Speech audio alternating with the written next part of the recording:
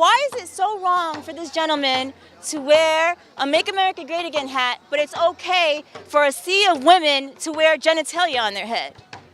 First of all, this is not genitalia. It's a pussy hat, no? It is called a pussy hat, but it is representative of a cat. The American people, at least a good half of them, are stupid enough to go and march out and put their pink hats on and get naked outside in front of the White House, like somehow stripping down to your underwear is going to bring world peace. I support all women who come forward with allegations of sexual misconduct accusing men of sexual misconduct. How do you feel about Juanita Broaddrick and Catherine Wiley? Do you know who they are? We see them bandwagoning. I was mocking the fact that when we saw Megyn Kelly and Andrea Tantaros and Gretchen Carlson, after they hosted Bill O'Reilly's show for the last 10 years, come out and say, well, he sexually harassed me. I was joking about the fact that they're all saying, oh, me too, I'm sexually harassed too, about a year ago. And then 6 months later, it's a Me Too movement. Yeah, I remember that. It's flabbergasting how the left uses its propaganda technique.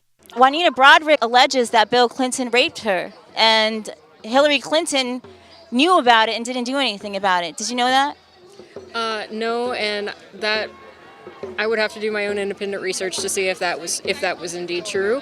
I'm getting the feeling that you're not really here to be supportive of the cause, but to more pick at it. How did these social justice warrior ralliers outside the Capitol, how were you received there? I had a lady standing behind me with a sign supporting Christina Ford, and I turned around and I said, do you believe me? And she said, believe all survivors.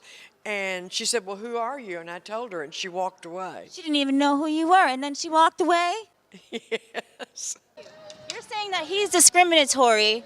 I'm But, not saying he's or he's, but what he represents, but it's okay for people to come up to him and antagonize him and call him a racist today, even though, I get antagonized but every day. it's fine for everyone here to wear a pussy hat and no one Lovely talking to you. away. Everyone walks away because it's pure hypocrisy. Every day it seems like there's another headline with another accusation of sexual harassment. I think people are a little bit wary of it and also a little skeptical because some of these claims are 30, 40 years old. What are your thoughts on that? Do you think some of these claims are politically motivated? And I guess in a sense you could say mine was just to the fact that I didn't want that man and that woman in office. Who cares if Comey lays out explicitly why Clinton has jeopardized national security and is a felon? We'll just say that it's carelessness and not gross negligence. She should basically be cuffed and be behind bars right now. Here we are, months and months into this Russia probe, years, and you're going through hell.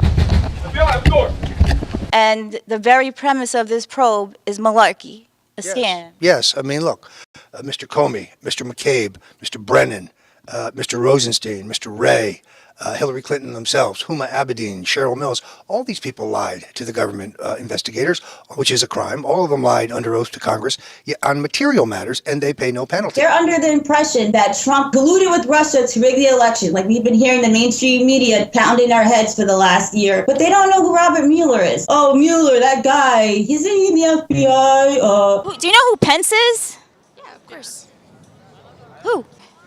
I have heard his name, but I'm not caught up with him. Do you know who Robert Mueller is? I know of him. I'm not sure what his agenda is, though. I don't know. You know of him? What do you know of him?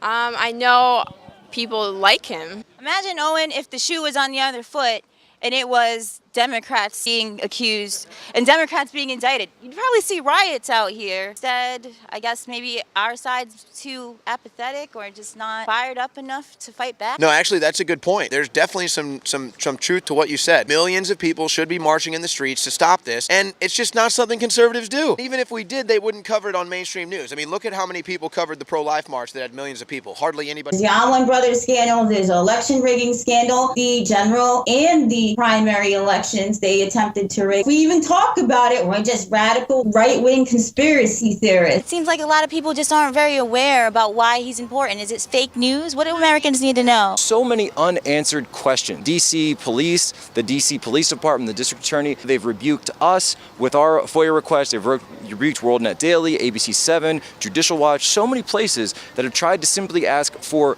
any type of information. In the dossier, there's accusations that Donald Trump colluded with Russia to to hack the DNC server. At the same time, there's the Alwan brothers running around who were posing as congressmen who could have potentially breached the server. And there's allegedly Seth Rich, who we still know nothing about. Fill us in on what you've been doing at Judicial Watch to find these answers. There needs to be pressure brought to bear about just how that DNC server was hacked, if it was hacked at all, whether it was an inside job or not. And frankly, we can't trust the current establishment to get to the bottom of it. Debbie Wasserman Schultz, who just reminds me of a gremlin, she has the answers. When I started reporting, I caught her in a lie. Roll check. You said that the GOP is trying to turn back to the days of Jim Crow about the voter ID law. That's not what I said. Now you have the Republicans who want to literally drag us all the way back to Jim Crow laws and literally and very transparently block access to the polls to voters who are more likely to vote for Democratic candidates than Republican candidates. Are you saying that minorities are too dumb to go get a license at the DMV and go vote? I never got that far in my line of questions because she simply says, I never said that, and starts running away. Democrats are now calling for reparations. It's ironic since they instituted Jim Crow, they are the party of the Ku Klux Klan. Should they be paying the reparations? That's an excellent point. And actually, I would support that proposal. All Democrats have to pay reparations. I think that's a good,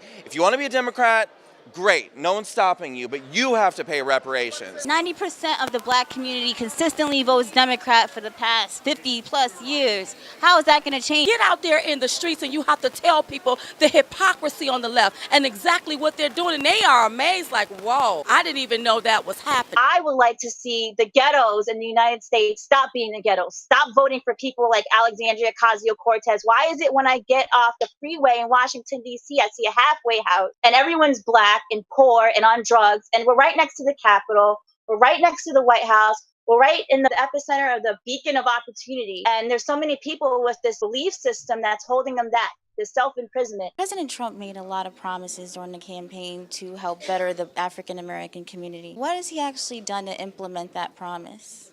Well, the first thing he's done is he started to remove the overburden regulations that our small business owners face. Why is it Democrats seem to not want to have a border and are pro-illegal immigration? What do you think? They care more about everybody else but the people in this country who make this country great. What would a Trump doctrine look like compared to a Republican predecessor, George Bush? I think a lot of Americans are concerned if we do blow up Afghanistan off the map or North Korea, that are we going to nation build? Is freedom innate to the human soul so that these people will adapt in a more Americanized ideology? Great question. So first things first, this is not a neoconservative, adventurist administration. How has your new profound perspective changed the way you view yourself and your country? And you feel like it's a more positive mindset? Absolutely. I have more respect for myself.